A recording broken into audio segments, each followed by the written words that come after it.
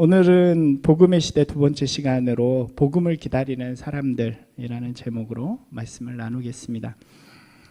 지난주에 우리가 나눈 말씀을 잠깐 되새겨 보면 복음이 오기 전에, 그러니까 예수님이 오시기 전에 역사적인 순간들, 사건들을 우리가 함께 나누었고, 그로 인해서 변화되기 시작한 이스라엘의 믿음의 상황들에 대해서 우리가 잠깐 말씀을 나누었습니다. 이스라엘은 원래 순수한 신앙을 갖고 있는 신앙 공동체의 모습이었는데, 그러니까 그것이 하나님이 원한 모습이었다고 할 수 있겠죠. 근데 시간들이 흐르면서 우리가 구약의 말씀들을 계속 살펴본 것처럼 이스라엘의 신앙 자체가 굉장히 변질되어져 가는 것을 우리가 함께 볼 수 있습니다. 어떤 신앙의 모습들이었는지 기억을 해보면 이런 것들이었죠.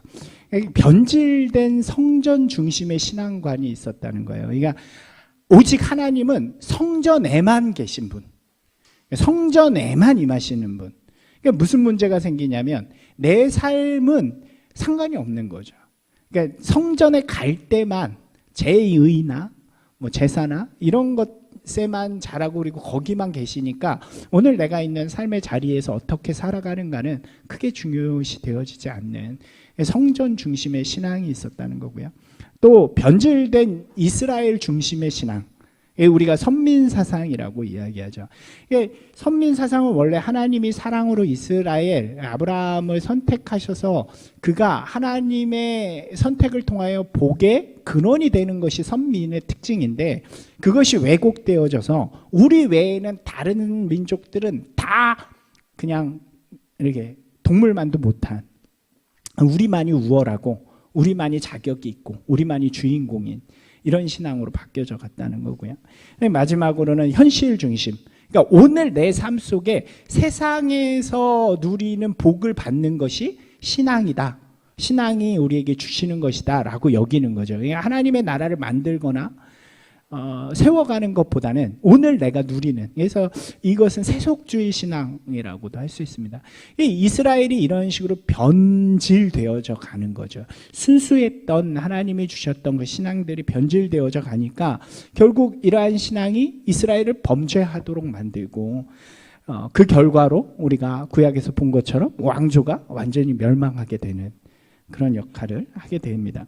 그러니까 하나님의 나라가 변질되면은, 그 신앙이 변질되면 더 이상 하나님의 나라라고 할 수 없겠죠. 동일하게 교회가, 그 교회 안에 신앙이 변질이 되어지면 더 이상 교회라고 말할 수 없는 것이고요. 더 나아가서 우리 한 사람 한 사람 개인 성도라고 하잖아요. 근데 성도가 그 신앙이 변질되어지기 시작하면 성도로서의 자격이 없어진다고 할 수 있는 거겠죠. 이스라엘은 결국 패망의 길을 걸어가게 됩니다. 그리고 그 성경의 역사 가운데 기록되어져 있지 않은, 우리가 침묵시대, 암흑시대라고 부르는 한 400년 그 기간 동안 세계의 역사가 굉장히 요동쳤죠. 우리가 저번 주에 본 이야기잖아요. 마게도냐, 또 페르시아, 또 로마, 이런 나라들에 의해서 그 암흑의 기간 동안 이 예루살렘이, 또 이스라엘이 철저하게 파괴가 되어집니다. 그리고 그 파괴 속에서 어떤 일이 일어나냐면 이런 신앙의 문제들이 균열을 일으키기 시작하는 거예요. 더 이상 성전이 완전히 무너져 버리니까 더 이상 성전이 중심이 아니구나 라는 마음들이 사람들 속에 들어오게 되고요. 그리고 이스라엘이라는 나라 자체가 없어져 버리니까 이제 우리가 알고 있는 이 예수님 당시의 이스라엘은 국가라기보다는 종교 공동체처럼, 민족 공동체처럼 남아있는 시기였기 때문에 나라 자체가 사라져버리니까 우리가 더 이상 주인공이 아니구나.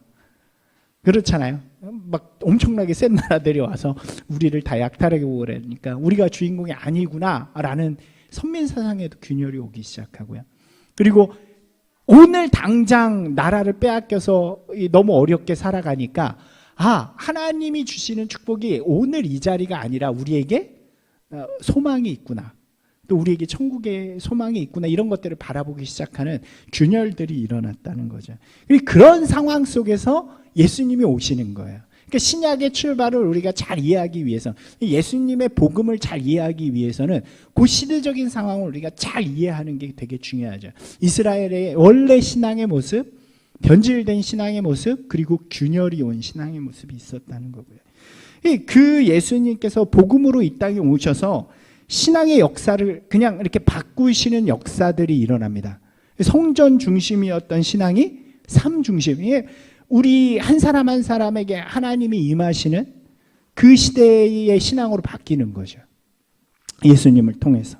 또 이 현재의 복을 추구하는 신앙의 모습이 천국의 소망을 바라보는 신앙으로 바뀌고요. 이스라엘만 선택받았다고 하는 신앙이 이제 온 인류로 퍼지게 되는 그런 신앙으로 바뀌게 되어집니다. 이게 복음이, 예수님이 복음으로 이 땅에 오셔서 이뤄낸 혁명과도 같은 거죠.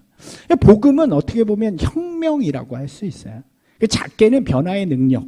그러니까 우리 개개인에게는 복음은 변화의 능력이고요. 이 시대 가운데는 혁명의 능력으로 다가오게 되죠. 그죠? 신앙이 오랫동안 정체해 있으면 한번 생각해 보세요. 여러분도 여기 신앙이 오랫동안 가진 분들이 계실 건데, 신앙이 그 자리에서 계속 머물러 있으면 변질이 되어집니다.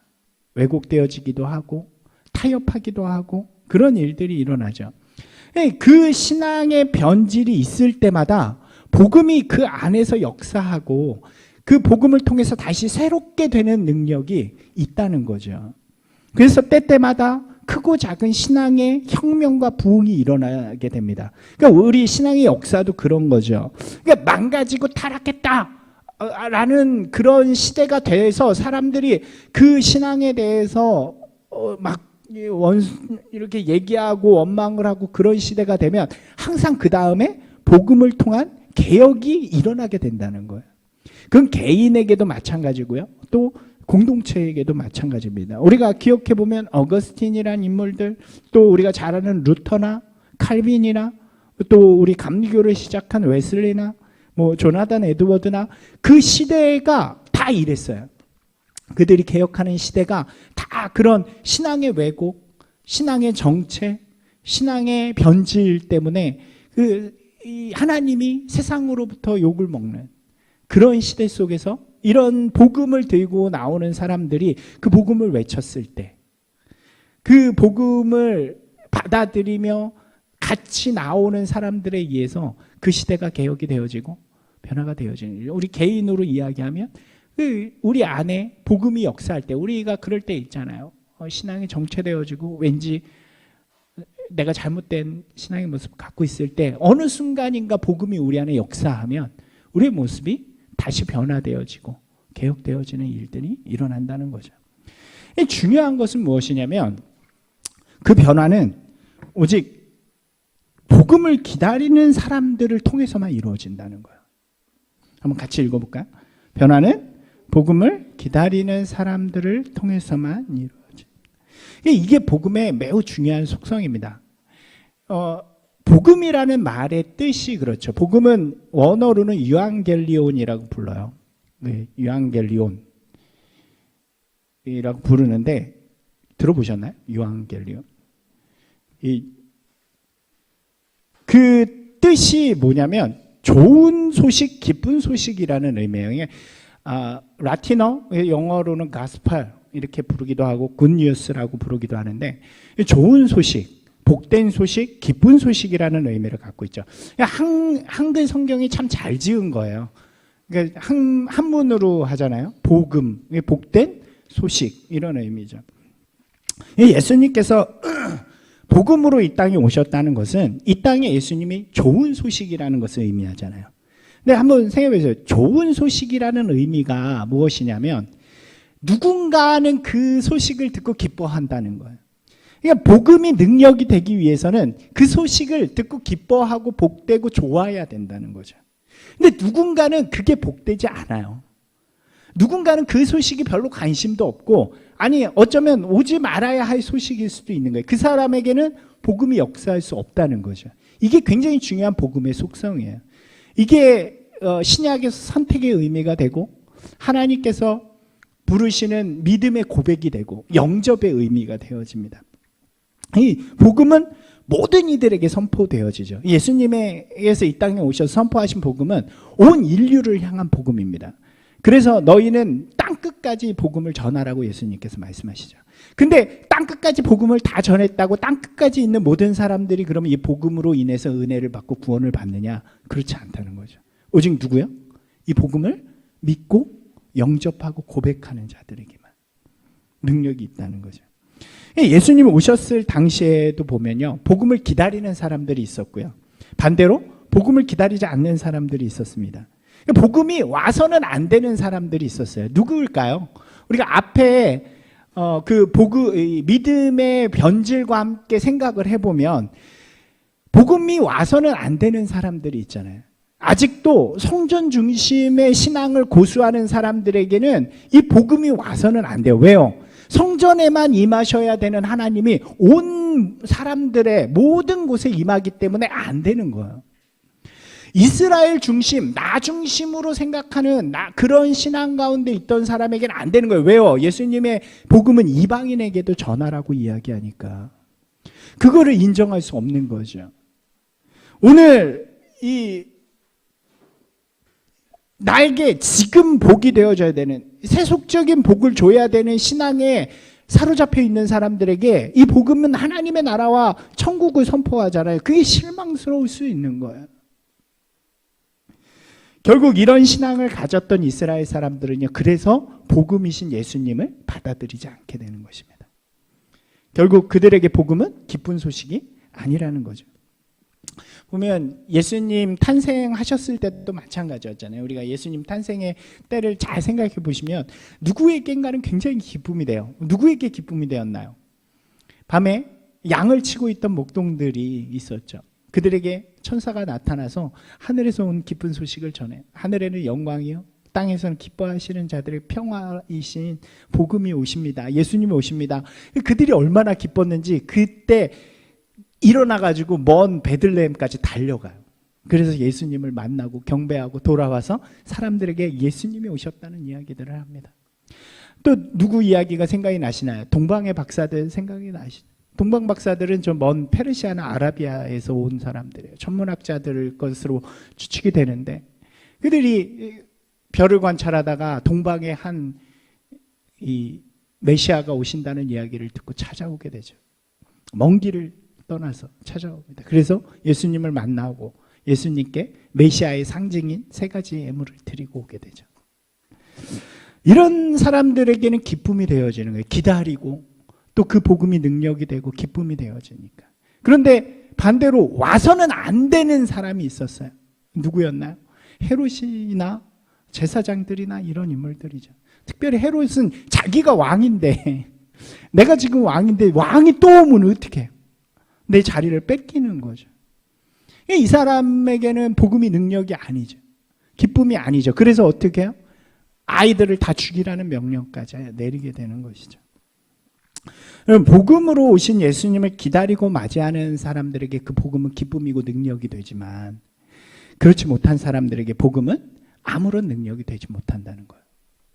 여러분, 우리가 지금 이 관점을 좀 잘 봐야 되는데 이 관점이 어디냐면 믿지 않는 사람들이 복음에 대해서 관심이 없어서 구원을 받지 못한다 이런 이야기가 아닙니다. 우리의 관점은 어디에 있냐면 왜 믿는다고 하는 사람들에게 복음의 능력이 나타나지 않는가요? 여러분, 오늘 말씀에 등장하는 사람들은 모두 당시에 하나님을 향한 신앙이 있었다고 하는 신앙인들이었다는 거예요. 하나님을 섬기고 믿는다고 말하는 사람들이었습니다.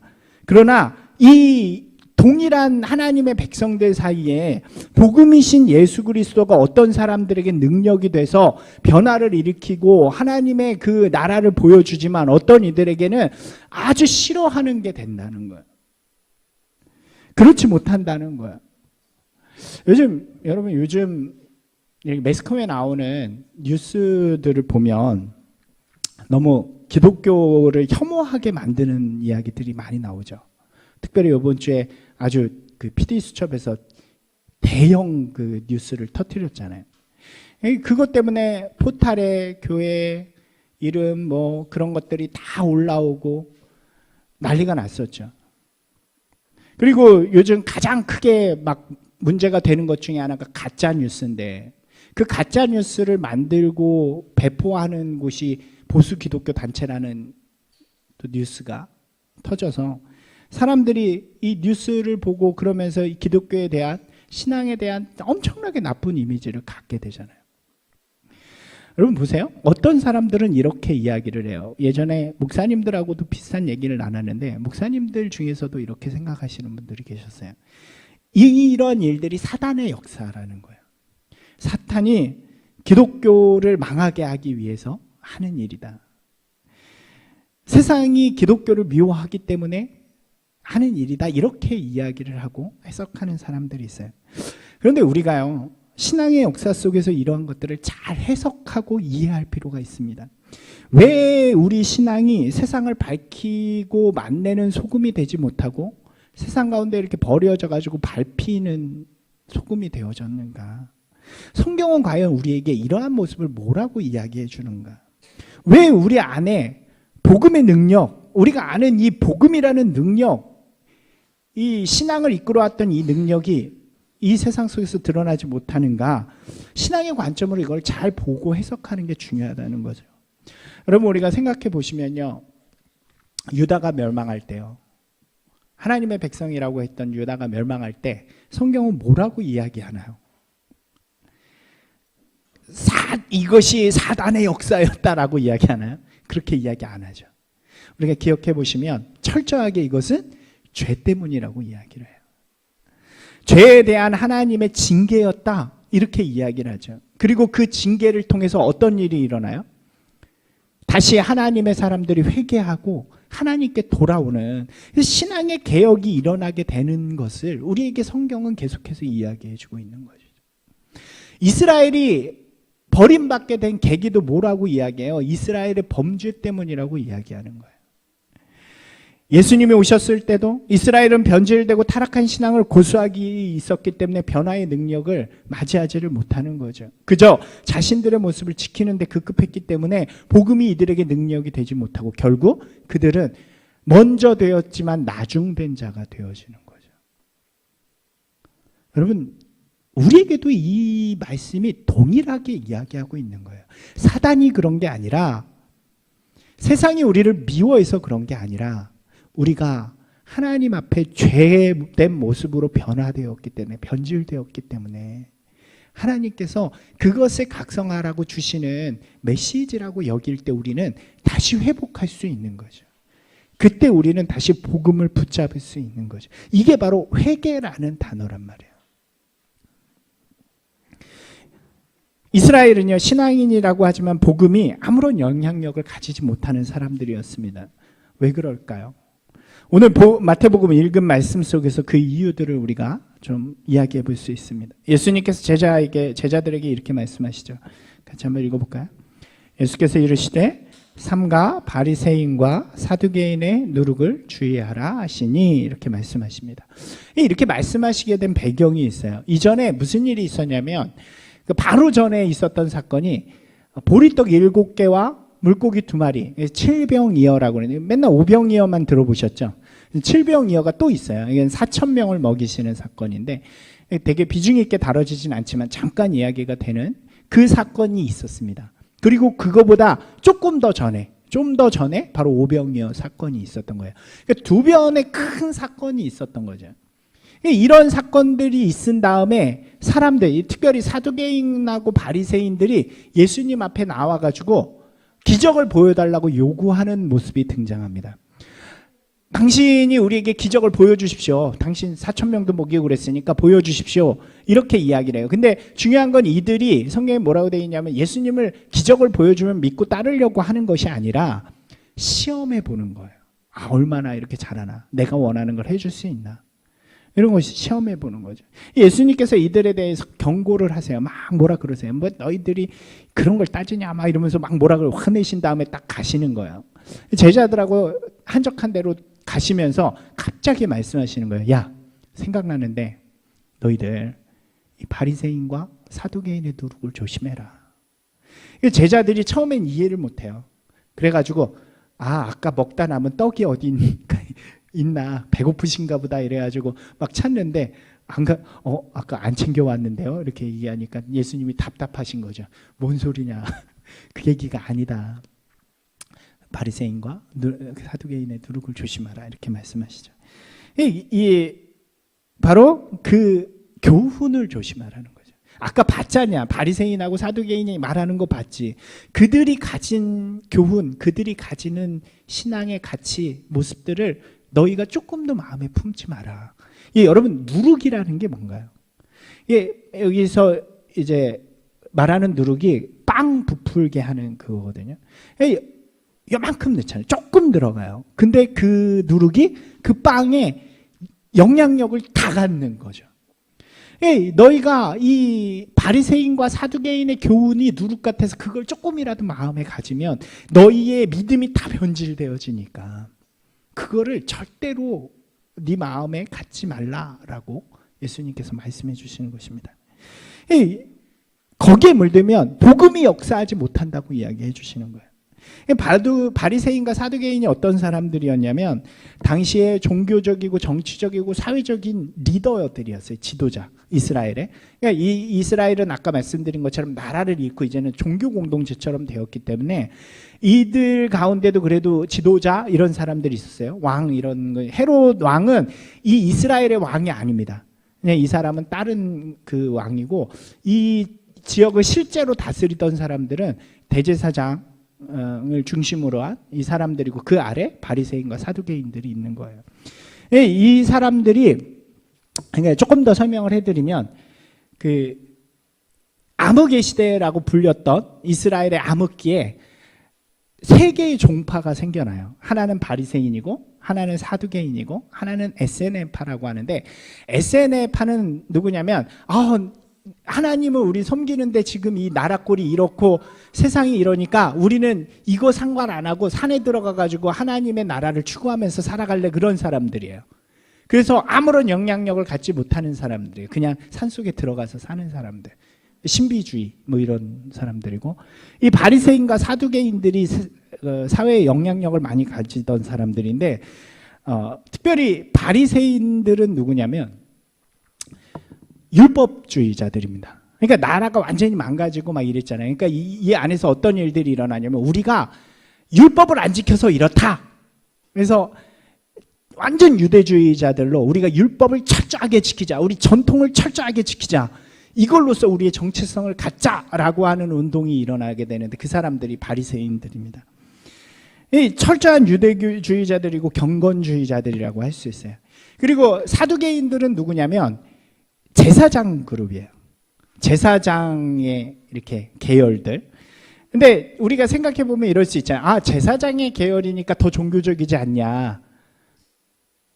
그렇게 생각해 볼 수 있죠. 바리새인들보다 더 율법이나 뭐 이런 게 하지 않냐. 근데 그런 사람들이 아닌 거예요. 이 사람들은 철저히 정치적인 집단들입니다.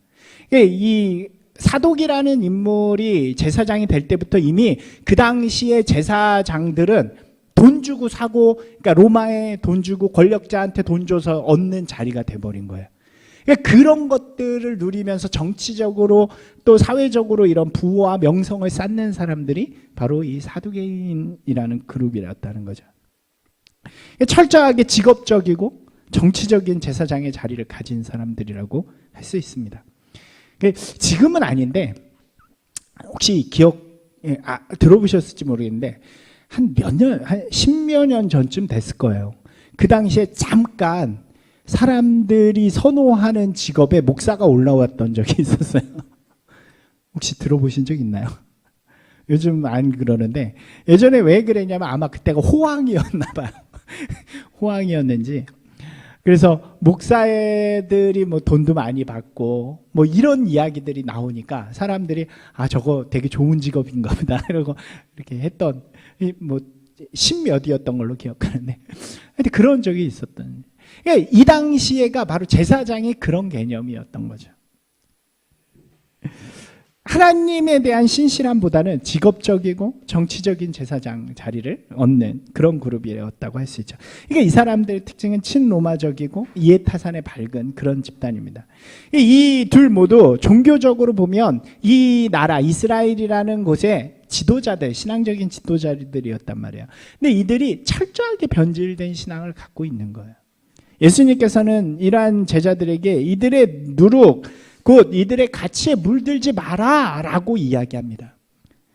여러분, 이 말이요, 오늘 제가 말씀을 준비하면서도 느낀 건데 우리에게 너무나도 절실한 이야기예요. 우리가 바리새인을 한 번 더 생각해 보면요, 바리새인의 대표적인 말은요, 교만함과 가식적인 신앙이에요. 이들은 매우 종교적입니다. 율법의 조문들, 내려오는 전통들을 굉장히 중시해요. 성경에 예수님하고 부딪히는 복음서의 이야기들은 대부분이 바리새인들하고 부딪혀요. 왜요? 예수님은 파격이었거든요. 전통을 깨고 율법을 이렇게 다르게 해석하시는 분이었으니까 이들한테는 되게 낯선 거예요. 자신들은 이 조문들을 잘 지킨다고 해요. 노력해요. 그러니까 어떻게 여기냐면 자기만 잘 지키면 되는데 그때부터 자기가 높아지기 시작해요. 교만해지기 시작해서 그렇지 못한 사람들, 나그네, 고아, 과부, 병자 이런 사람들을 싹 무시하고 자기네들만 위대한 것처럼 이야기합니다. 정죄합니다. 실제로 그들의 모습 속에서는 하나님의 그 주신 사랑의 가치가 하나도 나타나지 않죠. 그러니까 겉으로만 보여지는 것, 가식적으로만 그렇게 행동하는 것이요. 어떤 일들 하냐면 안식일에 누가 다쳐도요, 돌보질 않아요. 왜요? 안식일엔 쉬라 그랬으니까. 죽어가는 사람이 있어요. 절대로 돕지 않습니다. 왜일까요? 시체를 만지는 게 부정하기 때문에요. 그 이야기를 잘 다룬 예화를 예수님께서 하나 해주시잖아요. 그게 선한 사마리아의 인의 이야기예요. 평생 이런 이야기도 있죠. 평생 병들었던 병자가 예수님이 고쳐주셔요. 38년 동안 이 병자가 깜짝 놀라가지고 자기 짐을 들고 일어납니다. 그리고 바리새인 앞에 가니까 바리새인이 뭐라 그랬을까요? 그날이 안식일이었어요. 안식일날 왜 짐을 들고 일어나세요? 이렇게 이야기를 해요. 왜냐하면 그게 전통이거든요. 안식일엔 짐을 들면 안 돼요. 자기 짐도. 지금 38년 된 병자가 일어났는데 그 병자가 일어나서 그 인생이 바뀐 거는 아무런 관심이 없어요. 뭐만 관심 있어요? 안식일에 왜 그걸 들고 일어나요? 당신 죄 졌어? 종교적인 모습은 갖고 있지만 실제 그의 모습 속에서 진정한 하나님의 마음, 사랑, 은혜, 자비와 같은 진짜 중요한 사랑의 모습, 신앙의 모습이 없는 거죠. 예수님께서 이들을 향해서 강하게 질타하면서 하신 말씀 바로 회칠한 무덤이라는 거예요. 아름답게 장식한 무덤.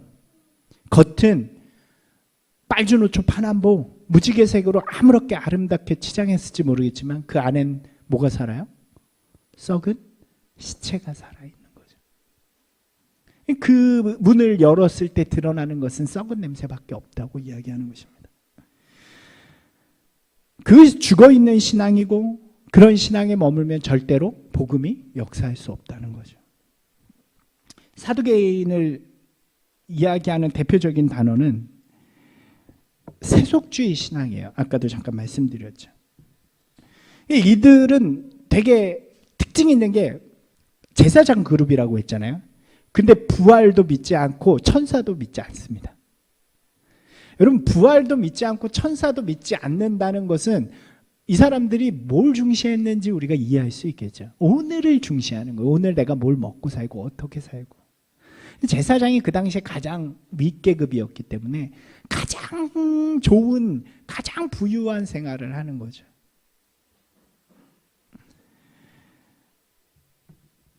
최고의 삶, 오늘 내 삶 속에서 최고 좋은 삶을 사는 게 이들의 목표인 거예요. 우리가 예수님께서 제사장들에게 왜 이렇게 당했나를 생각해 볼 수 있잖아요. 예수님의 이야기를 보면 끌려다니면서 제사장들한테 막 이렇게 대고 제사장들이 죽여라 하고 이러잖아요. 생각해 보면 우리가 잘못 오해하고 있는 게 뭐냐면 이 사람들이 너무 거룩해가지고 예수님이 신성모독을 했으니까 너 죽어야 돼 라고 했는 줄 알아요. 근데 그게 아니에요. 제사장들은 거룩한 무리가 아니에요. 제사장들이 왜 예수님을 죽여요? 자기네들의 권리를 무시하고 뺏으려고 하니까 죽이려고 하는 거예요. 거룩해서가 아니라, 이들이 하나님을 너무 사랑해서가 아니라 지금 내가 있는 이것이 가짜라고 이야기하니까. 그들이 예수님이 없어야, 그리고 계속 제사장의 자리가 유지되어야 그들이 누리고 있는 풍요로움을 계속해서 누릴 수 있기 때문에.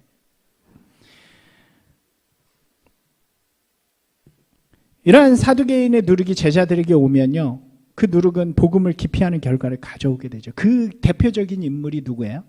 가룟 유다예요. 가룟 유다의 마음속에 그런 마음이 든 거죠. 저 그룹에 나도 들어갈 수 있지 않을까. 이 바리새인과 사두개인은요, 원래 상극이었어요. 서로 싸우고 하는 집단. 우리가 생각해보면 알 수 있잖아요. 바리새인은 막 정통적인 율법주의자라면 제사장들은 이러니까 둘이 맨날 싸웁니다, 원래는. 근데 이들이 합쳐진 계기가 바로 예수님인 거예요. 예수님이 나오셔서 모두 가기를 실천하시죠.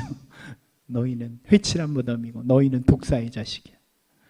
둘이 합심을 해서 예수님을 죽이게 되는 것입니다. 이들이 가신 신앙을 키워드로 그냥 간단하게 정리해보면 이런 거예요. 교만, 형식, 이기심, 세속이라고 할 수 있습니다. 이러한 신앙의 모습이 우리 안에 복음의 역사를 할 수 없도록 만드는 거죠. 다시 한번 말씀드리지만 지금 이 이야기는 교회 안의 이야기예요. 믿음의 사람들 안에 있는 이야기. 우리 안에요, 동일한 이러한 단어들이 있을 때 우리 안에 복음이 역사하지 못하는 거예요. 이 시대를 한번 보세요. 이 시대가 이러한 단어 가운데 있기 때문에 이 시대 속에 복음이 세상 속에서 밟혀지고 있다는 거죠. 우리 개인에게도 마찬가지죠. 여러분, 우리 안에 신앙의 교만함이 있지 않나요? 여러분 어떠세요? 교회 다니는 사람들이 이런 마음을 되게 많이 갖고 있는 것 같아요. 우리는 위대해, 우리는 대단해, 우리는 막 저기 막 그래. 심지어 어떻게 해요? 막 불교 같은 데 가가지고 막 나쁜 짓 하고 그러잖아요. 그런 마음 믿지 않으셨나요? 저도 어렸을 때 그랬던 것 같아요. 막 그 불교나 사이비나 막 이런 거 믿는 사람들 있으면 괜히 깔보는 마음이 생겨서, 야, 넌 미개한 것 같아, 막 이렇게 생각하기도 하고. 이 개인적인 신앙 가운데도, 큰 틀 가운데도 우리 신앙 가운데 이러한 마음들이 있다는 거죠. 교만한 마음이 너무 많아요. 우리는 막 너무 거룩한 것처럼, 우리는 막 너무 선한 것처럼. 또 무엇이 있나요? 신앙적인, 형식적인 신앙의 모습들이 있죠. 보이는 것만에 충실하면 되는 것처럼, 그래서 교회 다니고 예배 드리고 술 담배 안 하면 다 된 것처럼 여기지만 실제 우리의 삶 속에서 만나는 사람들에게 내가 그리스도인의 향기를 드러내면서 살아가고 있는가? 마치 세상 속에서 난 교회를 다니지 않는 사람처럼 살면서 주일에만 교회 와서 그것으로 충분했다고 여기는 그런 모습들이 우리 안에 있기도 하죠. 이기심은 어떤가요? 모든 것이 교회여야만 하고 기독교여야만 한다는 마음들이 우리 가운데 있죠. 대통령도 기독교인이어야 되고, 기독교가 아니면 때로 몰려가가지고 반대하고, 그죠? 기독교인들이 그런 거 잘하잖아요. 어느 지역에 이렇게 절 들어온다 그러면 막 반대하고 하는 것들. 꼭 나쁜 것만은 아니지만 그런 이기심들이 우리 가운데 있다는 거예요. 세속적인 거는 뭐 말할 것도 없죠. 신앙이 부와 성공을 가져온다고 외치는 것이 쉽게 볼 수 있는 거죠. 그렇게 믿음으로 성공했다는 간증, 책이 열광하는데 교회도 그래요. 교회도 이렇게 해서 성공했어요. 이런 것들이 사람들이 열광을 합니다. 그런데요, 문제는 열에 두세 명의 그런 성공이 막 띄워져요. 근데 그런 이야기를 할 때마다 가슴 아픈 건 누구냐면 열에 7명, 8명 실패한 사람들이죠. 난 믿음이 있는데도 실패해. 난 하나님 앞에 진실하게 살아가는데도 실패. 그럼 그런 사람들은 하나님 앞에 버림받은 사람들이 되어지는 거죠. 신경 쓰지 않는 거예요. 여러분, 이러한 신앙의 모습들이 우리 안에 있어요. 교만하고 형식적이고 이기적이고 세속적인 신앙. 그런 신앙들이 우리 가운데 있으면 예수님이 오셔도 아무런 능력을 베풀지 못한다는 거예요. 우리 안에 이 시대의 복음의 역사가 일어나지 못하는 이유가 거기 있다는 거죠. 그렇기 때문에 이러한 변질된 믿음의 자리에 뭐가 일어나야 되냐면 이스라엘이 암흑의 시대를 통해서 균열이 일어난 것처럼 균열들이 일어나야 되는 무엇인가. 여러분, 이 시대에 교회가 욕을 먹는 걸 이렇게 균열이라고 볼 수 없나요? 이 시대에 자꾸 교회가 문제, 목회자가 문제되는 것을 그렇게 균열이라고 받아들이면서 위기라고 받아들이면서 복음 앞에 다시 서야 되지 않을까요? 내 삶에요, 우리의 삶에 그런 일들이 일어날 때가 있어요. 그럼 그것을 느낄 때마다 이게 하나님이 주시는 균열인가 보다라고 여기고 복음 앞에 다시 돌아와야 되지 않아요? 누가 복음을 받나요? 오늘 성경을 우리가 보면서 생각을 해보면 복음을 기다리는 사람들이 있었죠. 복음의 능력이 일어난 사람들이 있었죠. 가장 먼저는 누군가요? 가난한 사람들이었어요. 잘나지 못한 사람들, 목동, 병자, 굶주린 자, 어린아이, 당시의 주류라고 할 수 없는 인정받지 못했던 사람들이에요. 그래서 이들은 교만할 수가 없었어요. 오히려 너무 겸손해서 예수님께서 자신들에게 행하시는 일에 대하여 너무 감격하는 그런 사람들이었어요. 그래서 예수님께서 이렇게 말씀하시죠. 우리 같이 한번 읽어볼까요? 심령이 가난한 자는 복이 있나니 천국이 그들의 것이니. 마음이 가난한 거예요. 마음이 가난해서 예수님이 오신 그 복음이 너무 감격스러운 사람들인 거죠. 여러분, 우리가 복음에 반응할 수 있는 가장 중요한 마음이 바로 이 가난한 마음, 이 죄된 마음, 부족한 마음들, 겸손한 마음들, 연약하고 부족하고 죄 많은 이 사람을 하나님께 사랑하셔서, 예수님께 사랑하셔서 나를 구원해 주셨다고 여길 때 우리는 감사한 마음으로, 겸손한 마음으로 살아갈 수 있는 거죠. 바울이 그렇게 이야기하잖아요. 나는 복음에 빚진 자다. 빚졌다는 거예요. 빚졌으니까 늘 그 빚을 갚는 마음으로 살아가게 되는 거죠. 사랑하는 여러분, 우리가 이 마음을 품기를 원합니다. 우리가 교만해서, 우리가 능력 있어서, 우리가 멋져서, 우리가 괜찮아서가 아니라 부족하고 연약한 우리를 예수님이 사랑하셔서 우리를 구원해 주셨다라고 하는 진실한 감사한 마음과 겸손한 마음으로 살아갈 때 복음이 역사하기 시작하는 거죠. 같이 한번 읽어볼까요? 주님 앞에 늘 겸손한 믿음으로 살아가게 하옵소서. 이것이 우리의 기도 제목이 되길 원합니다. 두 번째로는 삶을 변화시켰던 사람들이에요. 믿음이 제2에만 머무르는 것이 아니라 자신의 삶의 영향력으로 진짜 나올 때, 그러니까 예배 안에, 교회 안에만 머무는 믿음이 아니라 삶이 믿음으로 나아갈 때, 그때 진짜 복음이 역사할 수 있다는 거죠. 우리가 생각해보면요, 사마리아 여인이요, 예수님을 만나요. 그죠? 이 여인이 어떤 여인이었나요? 너무 부끄러워서 사람들 안 다닐 때만 다니는 여인이었어요. 예수님을 만나요. 예수님한테 복음을 들어요. 그리고 이 여인이 가장 먼저 한 일이 사람들 앞에 나가는 일이었어요. 자신의 삶을 변화시키기 시작한 거죠. 간음에서 돌에 맞을 뻔해서 죽을 뻔한 여인을 예수님께서 구원하십니다. 딱 맞고 죄 있는 자가 먼저 치라. 우리 여기까지만 잘 알잖아요. 근데 그 사람들이 돌아간 다음에 예수님이 이 여인에게 이렇게 말씀하세요. 나도 너를 정죄하지 아니하리니 가서 다시 죄를 범하지 마라. 구원의 자리, 구원받은 그 예배, 교회보다 더 중요한 것은 그 은혜가 우리의 삶 가운데 흘러닿도록 살아가는 것이 중요하죠. 여러분, 교회에서보다 여러분의 삶의 자리에서 더 성도처럼 살아가시길 바랍니다. 그때 복음이 역사하는 거예요. 그래서 이렇게 이야기하는 거죠. 하나님이 기뻐하실 것이 무엇인가? 시험하여 보라. 그 시험을 통해 우리 인생 하나님께서 역사하시게 되는 것입니다.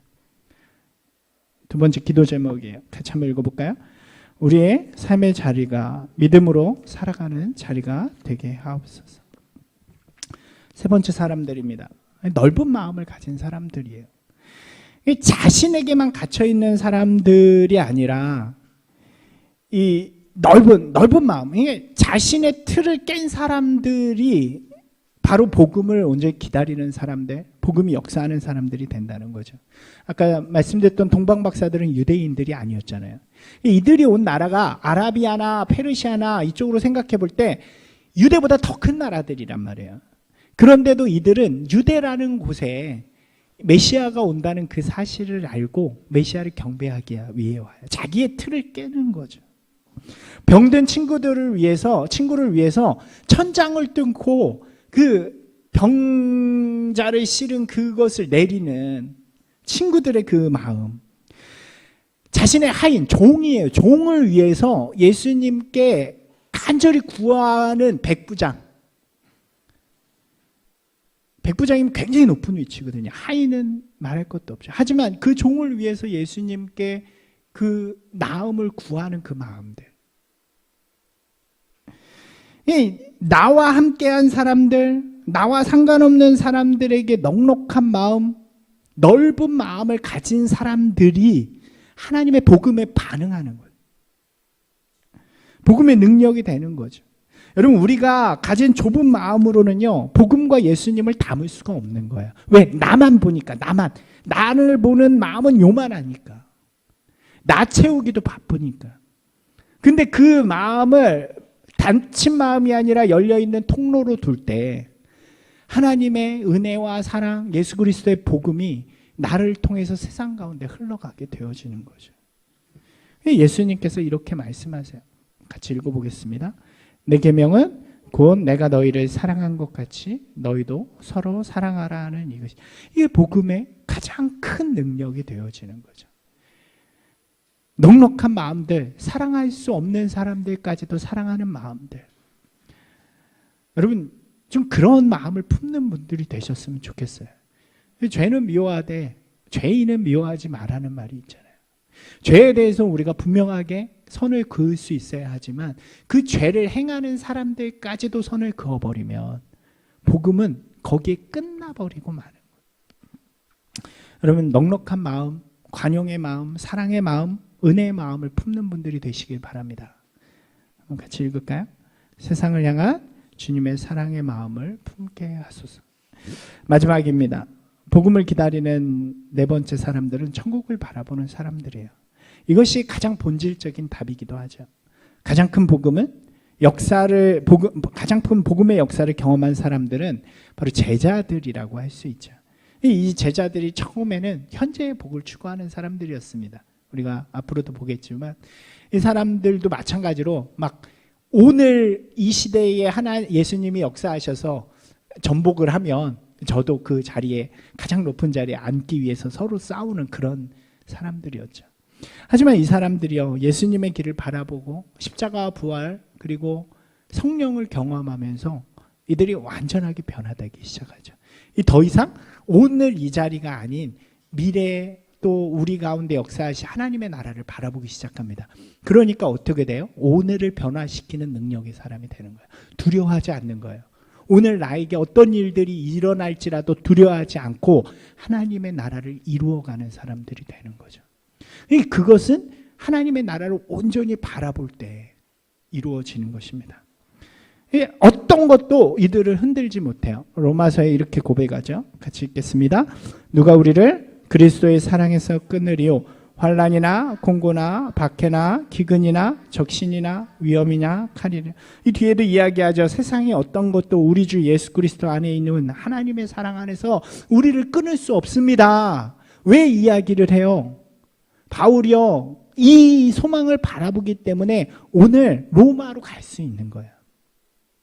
로마서의 말씀이죠. 로마 가면 죽는다는 거 알지만 로마를 가는 이유는 하나님의 나라를 바라보기 때문에 오늘 이 말씀 가운데 서는 것입니다.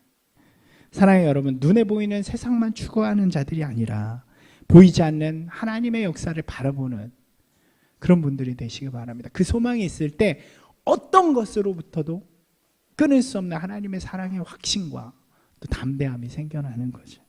마지막 기도 제목 한번 읽을까요? 천국의 소망을 품고 담대하게 오늘을 살아가게 하옵소서. 사랑하는 여러분, 오늘 복음의 능력, 복음을 기다리는 사람들에 대한 말씀을 나누었습니다. 우리 안에 복음의 능력이 역사하기를 소망합니다. 이 시대 속에서 우리 안에 있는 이 복음이 다시금 역사해서 먼저 우리 개인을 변화시키고 이 시대를 변화시킬 수 있도록 여러분들이 그렇게 살아가 주시고 기도하는 분들이 되어지길 소망합니다. 죽어있는 신앙이 아니라 살아서 역사하는, 그래서 오늘도 우리를 새롭게 하는 귀한 복음의 능력을 체험하는 저와 여러분이 되기를 주님의 이름으로 축원합니다.